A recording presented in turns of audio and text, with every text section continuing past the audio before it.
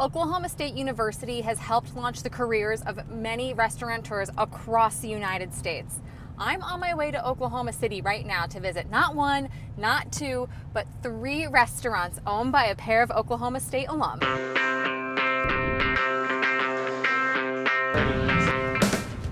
We learned the gamut at Oklahoma State. Food costs, labor costs. It prepared me for the more day-to-day operations of it. What prepared me most at Oklahoma State was the networking ability.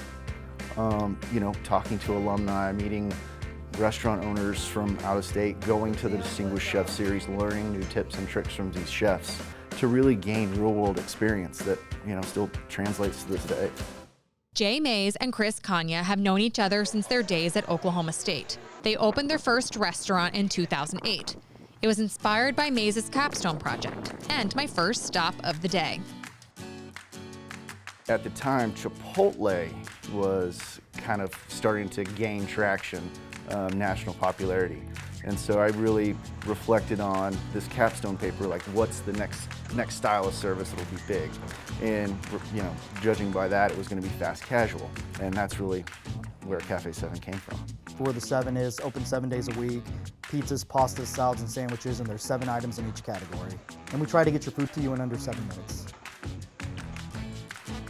According to the owners, Jay and Chris, the pasta maggio and the Italian sub are the things to get here at Cafe 7.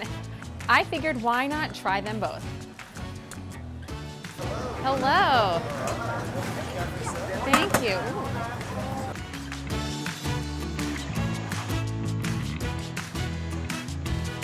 Oh my gosh.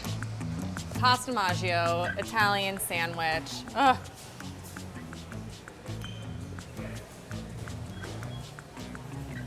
This pesto cream sauce is unreal.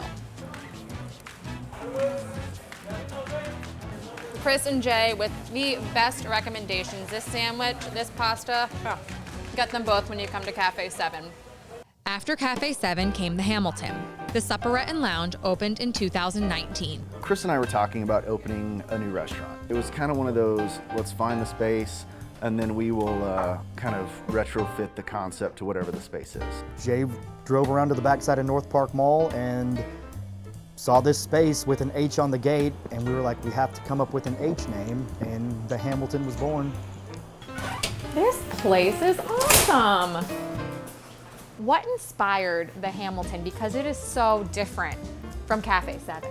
Honestly, whenever we were talking about the next thing, we wanted to do something a little more upscale and, to just get outside of our norm, out of our comfort zone, and really, test our abilities. And that's what the Hamilton did. The space kind of lent itself to the decor, and we wanted to focus on an Okie-centric menu, using things that you would find in and around Oklahoma.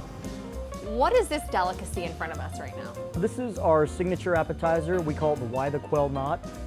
It is a semi-boneless quail, cream gravy, pickled okra, and an orange gas streak. I gotta try it. Do it. This sauce. So this was actually one of the first things we put on the menu. It's so good. If you come to the Hamilton, definitely try the Why the Quail Not.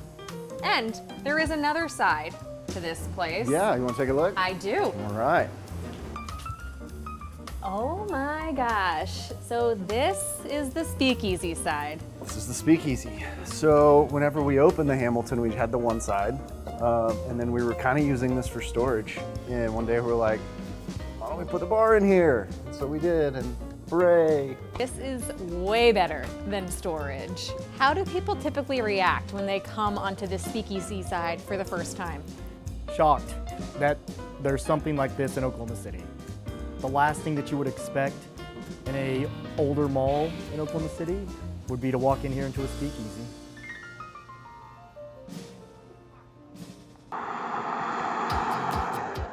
The next stop of the day, Daddo's. Here at Daddo's Pizza in OKC. My first impression when you walk in, it smells like authentic New York pizza, and as someone from the Northeast, it smells like home. Chris, what made you want to open a Daddo's Pizza here in OKC? So one of my great friends that I've known for 20 years, he's from New York, and he recently opened up a pizzeria in Harlem.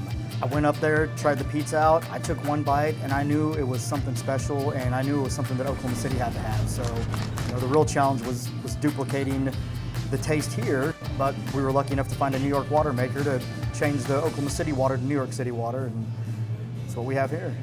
Jay, we are next to the water maker. This is the water maker. Which makes the New York water, which separates Daddo's Pizza from everyone else in OKC. 100%. Why was this important to you? We really wanted to provide an authentic experience, from down to the shotgun space, to the same ovens they use, to the same glass setup for the display case. We had to have the water. Actually had this article printed off right here that explains why New York City is the champagne of waters for dough, and that's exactly what it does. Do you think you could taste the difference between a non-New York slice and a New York slice based on the water and the dough? I absolutely believe you can. Because whenever you taste the water, you can taste the difference. Hey.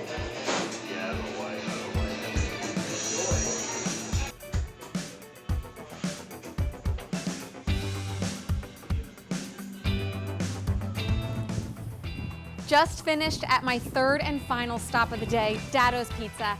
Hands down, the best pizza in Oklahoma City. It was an amazing day of food. I came hungry and I'm leaving happy. Thanks again to Jay and Chris for your amazing hospitality. I would expect nothing less from a couple of cowboys.